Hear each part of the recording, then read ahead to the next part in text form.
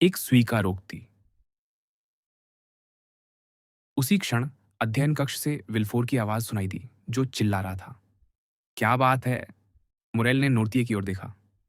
नोर्तिये ने अपना धैर्य पुनः पा लिया था और एक दृष्टि से उसे उस अलमारी की ओर संकेत किया, जिसमें वह पहले भी एक समान अवसर पर छिप चुका था। मुरेल ने शीघ्रता से अपनी टोपी उठाई और हाँफते हुए भीतर कूद गया। राज अभियोजक के कदमों की आहट गलियारे में सुनाई दे रही थी। विल्फोर तेजी से कमरे में आया, वैलेंटीन के पास दौड़ा और उसे अपनी बाहों में उठा लिया। डॉक्टर! डॉक्टर! वह चिल्लाया। दावरिन्य को बुलाओ या ठहरो, मैं स्वयं जाता हूं। और वह तुरंत अपार्टमेंट से बाहर निकल गया। मुरेल दूसरे द्वार से शीघ्रता से बाहर निकला। उसे अभी अभी एक अत्यंत भयावह स्मृति ने झकझोर दिया था। उसे वह बातचीत याद आ गई जो उसने उस रात सुनी थी जब सेंट मेराव की मृत्यु हुई थी। विल्फोर और डॉक्टर के बीच की वही चर्चा। लक्षण, यद्यपि हल्के रूप में, ठीक वही थे जो बारवा की मृत्यु से पहले प्रकट हुए थे। उसी समय उसे अपने कानों में मोंटे क्रिस्टो की आवाज गूंजती सुनाई दी, जो उसने मुश्किल से 2 घंटे पहले कही थी। मोरेल, तुम्हें जो भी आवश्यकता हो, मेरे पास आना। मेरे पास बहुत शक्ति है। अतः विचार से भी तीव्र गति से वह फोबुर्ग, सेंट ऑनोरे से रियू मातिन्यो और रियू मातिन्यो से शॉम्प्स एलिजे एवेन्यू की ओर दौड़ पड़ा।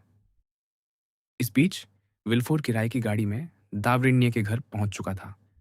उसने इतनी तीव्रता से घंटी बजाई कि द्वारपाल भयभीत मुख मुद्रा के साथ दौड़ता हुआ आया। विल्फोर सीढ़ियां चढ़ गया, कुछ कहने तक की स्थिति में नहीं था। द्वारपाल उसे पहचानता था। उसने केवल उसके पीछे पुकारा, परामर्श कक्ष में, परामर्श कक्ष में। विल्फोर तब तक दरवाजा खोल चुका था, या यूं कहें उसे धक्का देकर भीतर घुस चुका था। हाँ, आप, डॉक्टर ने कहा। हाँ डॉक्टर, विल्फोर ने भीतर आते हुए और दरवाजा बंद करते हुए कहा। अब मेरी बारी है आपसे पूछने की, क्या हम बिल्कुल अकेले हैं? डॉक्टर, मेरा घर अभिशप्त है। क्या? डॉक्टर ने कहा, अपने भीतर उठे भावों के तूफान को शांत मुखौटे के नीचे छिपाते हुए। क्या कोई और बीमार पड़ा है? हाँ डॉक्टर, विल्फोर ने व्याकुल गति से अपने बालों में हाथ डालते हुए कहा। हाँ, दावरिन्य की दृष्टि मानो कह रही थी, मैंने आपको चेताया था। फिर उसके होंठों से धीरे धीरे शब्द निकले। तो आपके घर में अब कौन मरने वाला है और कौन सा नया शिकार हमें ईश्वर के सामने हमारी दुर्बलता का दोषी ठहराएगा? विल्फोर के मुंह से पीड़ा भरी सिसकी निकली। वह डॉक्टर के पास गया और उसका हाथ पकड़ लिया। वैलेंटीन, उसने कहा, अब वैलेंटीन की बारी है। आपकी पुत्री, दावरिन्य ने व्यथा और विस्मय से अभिभूत होकर कहा। देखा, आप गलत थे, वकील बुदबुदाया। आइए, उसे उसके पीड़ाशैया पर देखिए और उस पर संदेह करने के लिए उससे क्षमा मांगिए। हर बार जब आपने मुझे बुलाया, बहुत देर हो चुकी थी, दावरिन्य ने कहा। खैर, मैं चल रहा हूं, पर हमें शीघ्रता करनी होगी। आपके परिवार पर जो शत्रु प्रहार कर रहे हैं, उनके सामने समय नष्ट करने का अवसर नहीं। आह, इस बार, डॉक्टर, आप मुझे मेरी दुर्बलता के लिए दोष नहीं देंगे। इस बार मैं हत्यारे को खोज निकालूंगा और प्रहार करूंगा। पहले पीड़िता को बचाने का प्रयत्न करें। प्रतिशोध के बारे में बाद में सोचेंगे, दावरिन्य ने कहा। चलिए। और वही गाड़ी जो विल्फोर को लाई थी, दोनों को तीव्र गति से वापस ले चली। ठीक उसी समय जब मोरेल अपनी ओर से मोंटे क्रिस्टो के द्वार पर दस्तक दे रहा था। काउंट अपने अध्ययन कक्ष में था। बर्तुच्चियो ने अभी उसे एक पर्ची भेजी थी और वह उसे कुछ चिंता के साथ पढ़ रहा था। जब सेवक ने मोरेल के आने की सूचना दी, जो मुश्किल से 2 घंटे पहले ही उससे विदा हुआ था, तो काउंट ने सिर उठाया। स्पष्ट था कि इन 2 घंटों में काउंट की ही भांति उस युवक के साथ भी बहुत कुछ घटित हो चुका था, क्योंकि जो युवक मुस्कान के साथ गया था, वह स्पष्ट अस्त-व्यस्त अवस्था में लौट रहा था। काउंट उठ खड़ा हुआ और उससे मिलने बढ़ा। "क्या बात है मैक्सिमिलियन?" उसने पूछा। "तुम बहुत पीले लग रहे हो और तुम्हारा माथा पसीने से भीगा है।" मोरेल बैठा नहीं, मानो गिर पड़ा हो कुर्सी पर। "हाँ," उसने कहा, "मैं दौड़ता हुआ आया हूँ। मुझे आपसे अत्यावश्यक बात करनी थी। तुम्हारे परिवार में सब कुशल तो है?" काउंट ने सच्चे स्नेह से भरे स्वर में पूछा। "हाँ, धन्यवाद, काउंट, धन्यवाद," युवक ने उत्तर दिया। स्पष्टतः समझ नहीं पा रहा था कि बात कहाँ से आरंभ करे। "हाँ, मेरे परिवार में सब कुशल है।" "अच्छा, पर तुम्हें मुझसे कुछ कहना है?" काउंट ने बढ़ती चिंता से पूछा। "हाँ, और सत्य ये है कि मैं अभी-अभी एक ऐसे घर से दौड़ता हुआ आया हूँ, जहाँ मृत्यु का आगमन हो चुका है।" "तो क्या तुम मोरसेर्फ के यहाँ से आ रहे हो?" मोंटे क्रिस्टो ने पूछा। "नहीं," मुरेल ने कहा। "क्या मोरसेर्फ के यहाँ कोई मर गया?" "जनरल ने अभी-अभी अपनी ही जान ले ली।" "ओह! कितना भयानक!" मैक्सिमिलियन ने कहा। "काउंटेस या अल्बेयर के लिए नहीं," मोंटे क्रिस्टो ने कहा। "एक पति और पिता का मर जाना, एक अपमानित पति और पिता से बेहतर है। रक्त लज्जा को धो देगा। बेचारी काउंटेस, मुझे उसी पर सबसे अधिक दया आती है। इतनी कुलीन स्त्री। अल्बेयर पर भी दया करो, मैक्सिमिलियन। विश्वास करो, वह अपनी माता का योग्य पुत्र है। पर लौटें तुम्हारी बात पर। तुम कहते हो, तुम शीघ्रता से मुझसे मिलने आए हो। क्या मुझे तुम्हारी सहायता करने का सौभाग्य मिल सकता है?" "हाँ, मुझे आपकी आवश्यकता है। अर्थात एक पागल की भांति मैंने विश्वास कर लिया कि आप मेरी उस स्थिति में सहायता कर सकते हैं, जहां वास्तव में केवल ईश्वर ही कर सकता है।" "फिर भी बताओ," मोंटे क्रिस्टो ने कहा। "मुझे नहीं पता कि क्या मुझे ऐसा रहस्य मानव कान में प्रकट करने का अधिकार है," मुरेल ने कहा। "पर भाग्य मुझे विवश कर रहा है और आवश्यकता बाध्य कर रही है।" काउंट, वह ठिठक गया। "क्या तुम्हें मेरे स्नेह पर विश्वास है?" मोंटे क्रिस्टो ने उसका हाथ पकड़ते हुए कहा। "ओह! आप मुझे साहस दे रहे हैं। और यहाँ कुछ।" मुरेल ने अपना हाथ हृदय पर रखा। "मुझसे कहता है कि मुझे आपसे कोई रहस्य नहीं रखना चाहिए।" "तुम सही हो मोरेल। ईश्वर तुम्हारे हृदय से बोल रहा है और तुम्हारा हृदय तुमसे। बताओ, तुम्हारा हृदय क्या कह रहा है?" "काउंट, क्या आप मुझे अनुमति देंगे कि मैं बैप्तिस्ता को आपकी ओर से किसी परिचित के समाचार लाने भेजूं? मैं स्वयं को तुम्हारे अधिकार में दे चुका हूं, अतः मेरे सेवक भी तुम्हारे आदेश में हैं। जब तक मुझे यह निश्चित न हो जाए कि वह स्वस्थ हो रही है, मैं जीवित नहीं रह सकूंगा।" "क्या मैं बैप्तिस्ता को बुलाऊं?" "नहीं, मैं स्वयं उससे बात करूंगा।"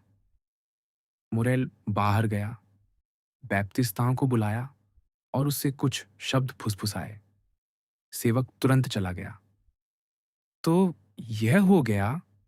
मोंटे क्रिस्टो ने उसके लौटने पर पूछा। "हाँ, और अब मैं कुछ अधिक सहज श्वास ले सकता हूँ।" "तुम जानते हो कि मैं प्रतीक्षा कर रहा हूँ," मोंटे क्रिस्टो ने मुस्कुराते हुए कहा। "हाँ, और मैं बताऊंगा। सुनिए, एक संध्या मैं एक बाग में था, वृक्षों के एक झुरमुट के पीछे छिपा हुआ, ताकि कोई यह न जान सके कि मैं वहां हूं। दो व्यक्ति मेरे निकट से गुजरे। कृपया मुझे अभी उनके नाम न बताने की अनुमति दीजिए। वे आपस में बहुत धीमे स्वर में बात कर रहे थे, पर मैं उनकी कही हुई प्रत्येक बात में इतना रुचि ले रहा था कि एक शब्द भी मुझसे छूटा नहीं। तुम्हारे गालों के रंग और तुम्हारी कांप उठी देह से अनुमान करूं तो यह कोई सुखद कथा नहीं होने वाली। नहीं, यह अत्यंत विषादपूर्ण है मेरे मित्र। उस व्यक्ति के घर में, जिसके बाग में मैं छिपा था, अभी अभी किसी की मृत्यु हुई थी। उन दो व्यक्तियों में से एक वही घर का स्वामी था, दूसरा डॉक्टर। पहला अपने भय और आशंकाओं के विषय में दूसरे से कह रहा था, क्योंकि एक ही महीने में यह दूसरी बार था कि इस परिवार पर मृत्यु ने तीव्र और अप्रत्याशित प्रहार किया था। ऐसा प्रतीत होता था मानो किसी संहारक देवदूत ने इस परिवार को ईश्वर के कोप के लिए चुन लिया हो। आह, मोंटे क्रिस्टो ने कहा, युवक को निहारते हुए और लगभग अप्रकट रूप से अपनी कुर्सी इस प्रकार घुमाते हुए कि वह छाया में आ गया, जबकि प्रकाश पूर्णतः मैक्सिमिलियन के मुख पर पड़ रहा था। हाँ, बाद वाले ने आगे कहा, एक ही महीने में इस परिवार पर मृत्यु ने 2 बार प्रहार किया था। और डॉक्टर ने क्या उत्तर दिया? मोंटे क्रिस्टो ने पूछा। उसने उत्तर दिया उसने उत्तर दिया कि वह मृत्यु स्वाभाविक नहीं थी, कि उसका कारण। किसका? विष का। सचमुच? मोंटे क्रिस्टो ने हल्की सी खांसी के साथ कहा। ऐसी खांसी जो जब वह भीतर से गहराई तक उद्वेलित होता था, तब उसे अपने मुख का रंग बदल जाने या ध्यानपूर्वक सुनने की तीव्रता को छिपाने का अवसर देती थी। सचमुच, मैक्सिमिलियन, तुमने यह सुना? हाँ, मेरे प्रिय काउंट, मैंने सुना। और डॉक्टर ने यह भी जोड़ा कि यदि ऐसी घटना फिर हुई, तो वह स्वयं को विधि को बुलाने के लिए बाध्य समझेगा। मोंटे क्रिस्टो ने अत्यंत शांति से, या ऐसा प्रतीत करते हुए, सुना। फिर मैक्सिमिलियन ने कहा, मृत्यु ने तीसरी बार प्रहार किया, और न घर के स्वामी ने कुछ कहा, न डॉक्टर ने। संभव है मृत्यु चौथी बार भी प्रहार करे। काउंट, आप क्या सोचते हैं? यह रहस्य जानना मुझ पर क्या दायित्व आरोपित करता है? मेरे प्रिय मित्र, मोंटे क्रिस्टो ने उत्तर दिया, तुम ऐसी कथा कह रहे हो जिसे हम में से प्रत्येक कंठस्थ जानता है। मैं उस घर को जानता हूं जहां तुमने वह वार्ता सुनी, या कम से कम एक अत्यंत समान घर को। एक बाग वाला घर, एक पिता और एक डॉक्टर। एक ऐसा घर जहां 3 विचित्र और अप्रत्याशित मृत्यु हो चुकी हैं। अच्छा, मेरी ओर देखो, मैंने कोई गोपनीय वार्ता नहीं सुनी। फिर भी मैं ये सब उतना ही जानता हूं जितना तुम जानते हो। क्या मुझे अंतरात्मा की कोई ग्लानि है? नहीं, इससे मेरा कोई संबंध नहीं। तुम कहते हो कि कोई संहारक देवदूत इस परिवार को ईश्वर के कोप के लिए चुन चुका है। तो कौन कहता है कि जो प्रतीत हो रहा है वह सत्य नहीं? तुम्हें वे बातें नहीं देखनी चाहिए जिन्हें देखने का उचित कारण रखने वाले भी नहीं देख पाते। यदि यह ईश्वर का कोप नहीं, बल्कि न्याय है जो उस घर के ऊपर मंडरा रहा है, मैक्सिमिलियन, तो मुंह मोड़ लो और दैवी न्याय को अपना मार्ग लेने दो। मुरेल कांप उठा। काउंट की वाणी में एक साथ विषाद, गंभीरता और भय का ऐसा स्वर था जो हृदय को सिहराता था। किसी भी स्थिति में, उसने कहा, अपने स्वर में इतने आकस्मिक परिवर्तन के साथ कि कोई विश्वास न करता कि ये शब्द उसी व्यक्ति के होंठों से निकले हैं। तुम्हें किसने कहा कि यह फिर होगा? यह हो चुका है, काउंट, मुरेल चिल्लाया। इसी कारण मैं आपसे मिलने आया हूं। अच्छा, मैं क्या कर सकता हूं मुरेल? क्या तुम चाहते हो कि मैं राज अभियोजक को सूचना दूं? ये अंतिम शब्द इतनी स्पष्टता और बल के साथ कहे गए कि मुरेल उछलकर खड़ा हो गया और बोला, काउंट, आप जानते हैं कि मैं किसकी बात कर रहा हूं, है ना? निश्चय ही जानता हूं, मेरे प्रिय मित्र, और मैं तुम्हें यह सिद्ध कर दूंगा, बिंदु स्पष्ट करके और व्यक्तियों के नाम लेकर। तुम एक संध्या विल्फोर के बाग में टहल रहे थे। तुम्हारे वर्णन के अनुसार वह वही संध्या रही होगी जब सेंट मेराव की मृत्यु हुई। तुमने विल्फोर को दावृण्य से सेंट मेराव की मृत्यु और मार्किस की उतनी ही अप्रत्याशित मृत्यु के विषय में बात करते सुना। दावृण्य ने कहा कि उसे विश्वास है कि उनमें से एक या दोनों को विष दिया गया था, और तुम, जो विधि का सबसे अधिक सम्मान करने वाले पुरुष हो, तब से इस विचार में पड़े हो, अपने हृदय को टटोलते और अंतरात्मा से प्रश्न करते कि तुम्हें यह रहस्य प्रकट करना चाहिए या नहीं। अब हम मध्य युग में नहीं हैं, मेरे मित्र, और न ही अब कोई पवित्र गुप्त न्यायालय या गुप्त न्यायाधीश शेष हैं, तुम उन लोगों से क्या पूछने जाओगे? हे अंतरात्मा, तू मुझसे क्या चाहती है?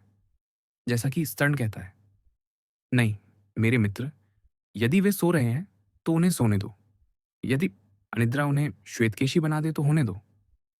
और तुम ईश्वर के प्रेम के लिए सो, क्योंकि तुम्हारी अंतरात्मा तुम्हें जगाए रखने के लिए कोई पीड़ा नहीं देती।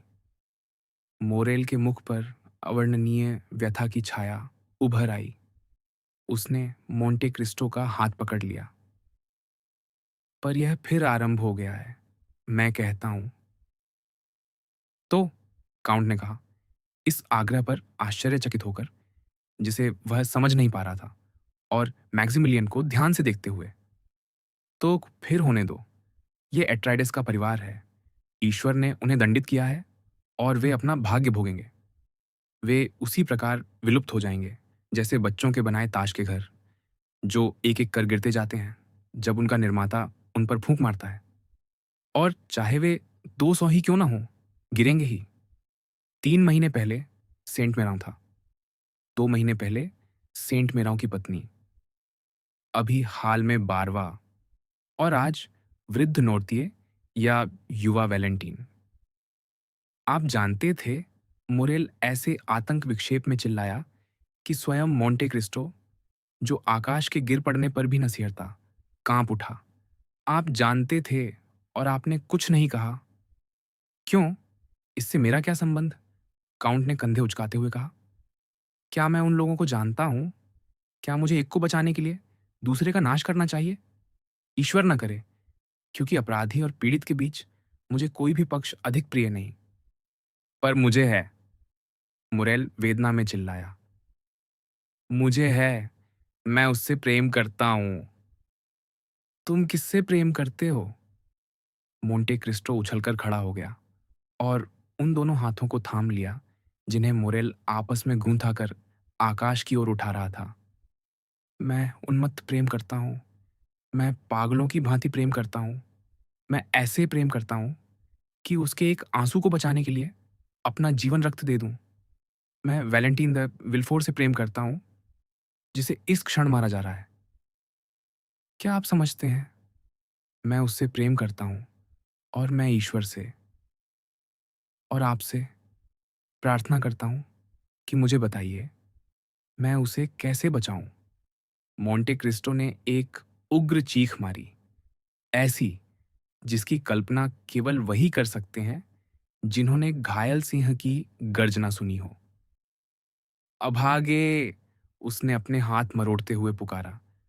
अभागे! तुम वैलेंटीन से प्रेम करते हो। तुम उस अभिशप्त वंश की पुत्री से प्रेम करते हो। मोरेल ने ऐसा भाव पहले कभी नहीं देखा था। कभी भी उसके सामने ऐसी भयानक दृष्टि नहीं देखी थी, और न ही आतंक की वह आत्मा, जिसे वह अनेक बार रणभूमि पर या रक्त पिपासु अल्जीरियाई रात्रि में देख चुका था। उसके चारों ओर इतने अशुभ ज्वालाओं के साथ प्रकट हुई थी। वह भय से पीछे हट गया।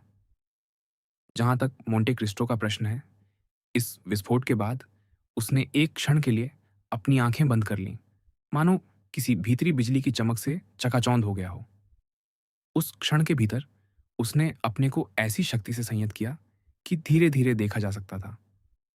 उसका वक्ष, जो भीतर उठते तूफानों से उफन रहा था, शांत होने लगा, जैसे समुद्र का प्रचंड उछाल और झाग शांत हो जाता है जब बादल छूटते हैं और सूर्य पुनः चमक उठता है। यह मौन, यह आंतरिक संघर्ष लगभग 20 सेकंड तक चला। फिर काउंट ने अपना पीला चेहरा उठाया। तुम देखते हो, उसने एक खिंचे हुए स्वर में कहा, देखते हो मेरे प्रिय मित्र, ईश्वर किस प्रकार उन मनुष्यों को दंडित करता है जो सबसे अधिक गर्वीले और सबसे अधिक उदासीन होते हैं, उन भयानक दृश्यों के प्रति जिन्हें वह उनके सामने प्रकट करता है। मैं, जो इस भीषण त्रासदी के उद्घाटन को एक निष्प्रह और जिज्ञासु दर्शक की भांति देख रहा था, मैं, जो गिरे हुए देवदूत की तरह उस बुराई पर हंसता था जो मनुष्य करते हैं जब वे गोपनीयता से सुरक्षित होते हैं। और गोपनीयता धनवानों और शक्तिशालियों के लिए सुरक्षित रखना कितना सरल है। अब मैं स्वयं उसी सर्प द्वारा दंशित हूं जिसकी गति को मैं देख रहा था, हृदय तक दंशित। मोरेल के मुंह से एक मध्यम कराह निकली। अब आओ, काउंट ने कहा, और आहे नहीं। पुरुष बनो, दृढ़ बनो, आशा से पूर्ण रहो, क्योंकि मैं यहां हूं, तुम्हारी देख रेख कर रहा हूं। मोरेल ने उदासी से सिर हिला दिया। क्या तुम समझते नहीं? मैंने तुमसे कहा था, आशा रखो। मोंटे क्रिस्टो ने पुकारा। ये सीख लो, मैं कभी असत्य नहीं बोलता, मैं कभी भूल नहीं करता। अभी दोपहर है, मैक्सिमिलियन। स्वर्ग का धन्यवाद करो कि तुम दोपहर में आए, इस संध्या या कल प्रातः नहीं। जो मैं तुम्हें बताने जा रहा हूं उसे सुनो। मोरेल, अभी दोपहर है, और यदि वैलेंटीन इस समय मृत नहीं है तो वह नहीं मरेगी। हे ईश्वर, मेरे ईश्वर, मोरेल चिल्लाया, और मैं उसे मरती हुई छोड़ आया। मोंटे क्रिस्टो ने अपना हाथ अपने मस्तक पर रख लिया। उस मस्तिष्क के भीतर क्या चल रहा था जो अपने भयानक रहस्यों के भार से इतना भारी था? प्रकाश का देवदूत और अंधकार का देवदूत उस मन से क्या कह रहे थे, जो एक साथ कठोर और मानवीय था? केवल ईश्वर जानता था। मोंटे क्रिस्टो ने पुनः दृष्टि उठाई, और इस बार वह उतना ही शांत था जितना कोई बालक निद्रा से जागते समय होता है। मैक्सिमिलियन, उसने कहा, शांतिपूर्वक अपने घर लौट जाओ। मैं तुम्हें आदेश देता हूं, तुम कुछ न करो, कोई प्रयास न करो। अपने चेहरे पर एक भी चिंता की छाया न आने दो। तुम्हें समाचार मिलेगा। अब जाओ। हे ईश्वर, मुरेल ने कहा, आपकी यह निर्विकारता मुझे भयभीत करती है, काउंट।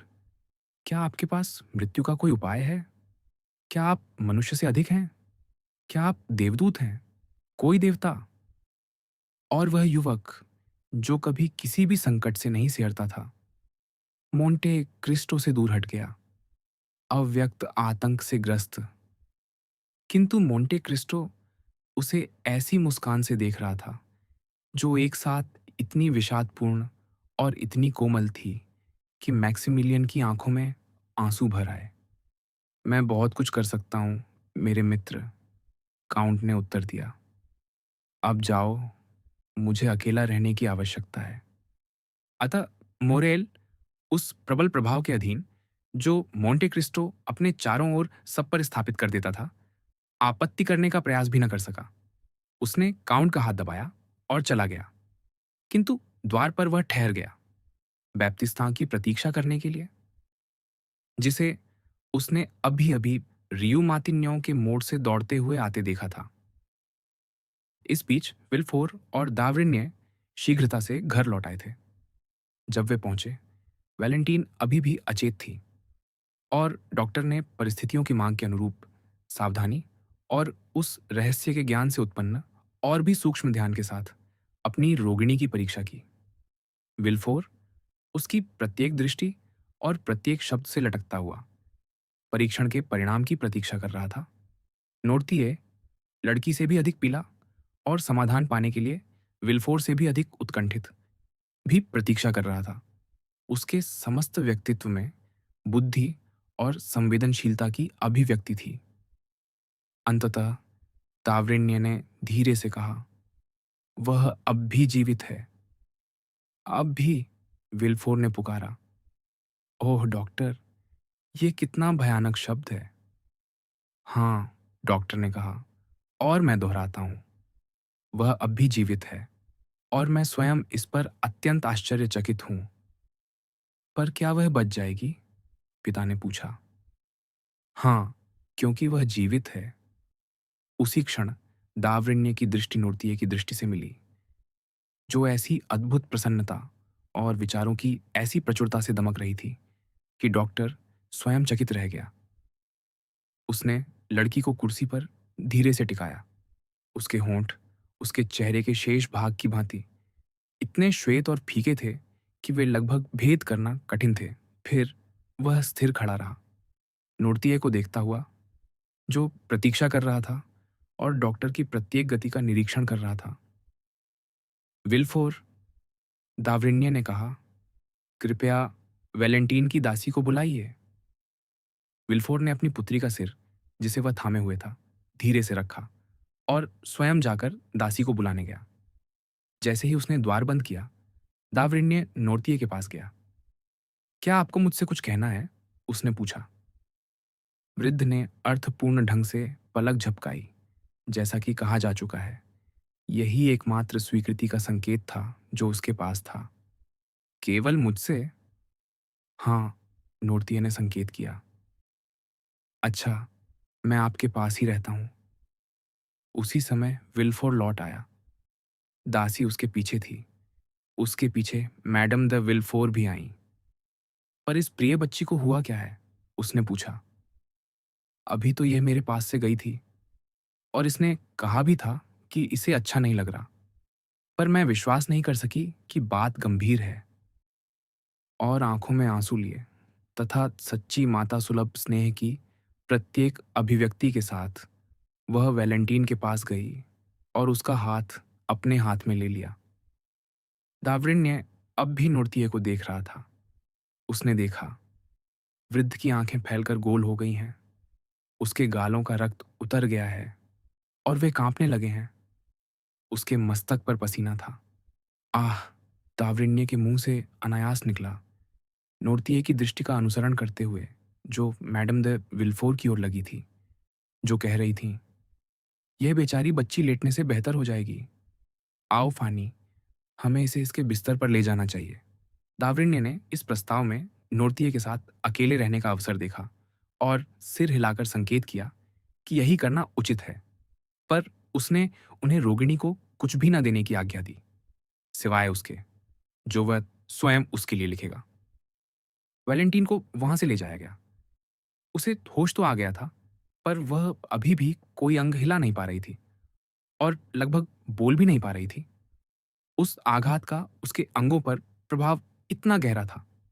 फिर भी उसने अपने दादा का अभिवादन करने के लिए दृष्टि उठाने का सामर्थ्य जुटाया और जब उसे ले जाया जा रहा था, तो ऐसा प्रतीत होता था मानो उसकी आत्मा ही उनसे अलग की जा रही हो। दावरिन्य रोगिणी के पीछे गया, अपने निर्देश पूरे किए और विल्फोर से कहा कि वह एक गाड़ी लेकर स्वयं औषधि विक्रेता के पास जाए, औषधियां उसकी आंखों के सामने तैयार कराए, फिर उन्हें लेकर लौटे और अपनी पुत्री के कक्ष में उसकी प्रतीक्षा करे।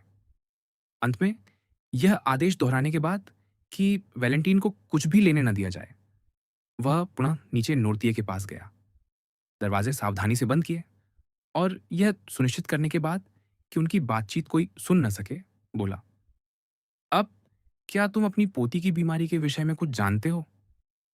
हाँ, वृद्ध ने संकेत किया। सुनो, हमारे पास समय नहीं है। मैं तुमसे प्रश्न करूंगा और तुम उत्तर दोगे। नोर्तिये ने संकेत किया कि वह उत्तर देने को तैयार है। क्या तुम्हें आज वैलेंटीन के साथ जो हुआ, उसका पूर्वाभास था? हाँ, दावरिन्य ने एक क्षण सोचा, फिर नोर्तिये के निकट आकर जोड़ा। जो मैं कहने जा रहा हूं, उसके लिए मुझे क्षमा करना, पर इस भयानक परिस्थिति में कोई भी सूत्र उपेक्षित नहीं किया जा सकता। क्या तुमने बेचारे बारवा को मरते देखा था? नोर्तिये ने आंखें आकाश की ओर उठा दी। क्या तुम जानते हो वह किससे मरा? दावरिन्य ने उसके कंधे पर हाथ रखते हुए पूछा। हाँ, वृद्ध ने संकेत किया। क्या तुम्हें लगता है उसकी मृत्यु स्वाभाविक थी? नूर्तिये के पक्षाघातग्रस्त होठों पर कुछ वैसा आया जो मुस्कान जैसा था। तो तुम्हारे मन में यह विचार आया कि बारवा को विष दिया गया था? हाँ। क्या तुम्हें लगता है कि जो विष उसे मार गया, वह उसी के लिए अभिप्रेत था? नहीं। अब क्या तुम्हें लगता है कि वही हाथ जिसने बारवा को गिराया, किसी और को लक्ष्य करके अब वैलेंटीन पर प्रहार कर चुका है? हाँ। क्या वह भी उसका शिकार हो जाएगी? दावरिन्य ने ध्यानपूर्वक नोर्तिये को देखते हुए पूछा। वह इस प्रश्न का वृद्ध पर प्रभाव देखना चाहता था। नहीं, वृद्ध ने ऐसे विजयी भाव से संकेत किया जो किसी भी कुशल भविष्यवक्ता की भविष्यवाणी को झुठला सकता था। तो तुम्हें आशा है? दावृण्य ने आश्चर्य से कहा। हाँ। तुम किस बात की आशा कर रहे हो? वृद्ध ने दृष्टि से संकेत किया कि वह ऐसे प्रश्न का उत्तर नहीं दे सकता। आह, निस्संदेह, दावृण्य बुदबुदाया। फिर नोरतिये की ओर मुड़कर बोला, क्या तुम्हें आशा है कि हत्यारा प्रयास करना छोड़ देगा? नहीं। तो तुम्हें आशा है कि विष वैलेंटीन पर प्रभाव नहीं डालेगा? हाँ, क्योंकि मैं तुम्हें कुछ नया नहीं बता रहा जब मैं कहता हूं कि किसी ने उसे विष देने का प्रयास किया है। रोगी ने संकेत किया कि इस विषय में उसे कोई संदेह नहीं। तो फिर तुम्हें कैसे आशा है कि वैलेंटीन बच निकलेगी? नोर्तिये ने अपनी दृष्टि हठपूर्वक एक ही दिशा में स्थिर रखी। दावृण्य ने उस दृष्टि का अनुसरण किया और देखा कि वह उस बोतल पर टिकी थी जिसमें वह औषधि थी जिसे वह प्रतिदिन प्रातः लाता था। आह, मैं समझ गया, दावृण्य ने अचानक कहा। क्या तुम्हें यह विचार आया? नोरतिये ने उसे पूरा करने नहीं दिया। हाँ, उसने संकेत किया। उसे विष के विरुद्ध पहले से सशस्त्र कर देने का विचार। हाँ, उसे धीरे धीरे अभ्यस्त करके। हाँ, हाँ, नोरतिये ने प्रसन्न होकर संकेत किया कि वह समझ लिया गया है। संक्षेप में, तुम्हें पता चल गया था कि जिन औषधियों मैं तुम्हें देता रहा हूं उनमें ब्रूसीन है। हाँ, तो उसे इस विष का अभ्यस्त बनाकर तुमने सोचा कि किसी अन्य विष के प्रभाव को निष्प्रभावी कर दोगे। नोरतिये के चेहरे पर वही विजयी आनंद उभर आया। तो तुम सफल हुए, दावृण्य ने पुकारा। इसके बिना वैलेंटीन आज मर चुकी होती, निरुपाय, बिना किसी रक्षा के, बिना दया के हत्या कर दी जाती।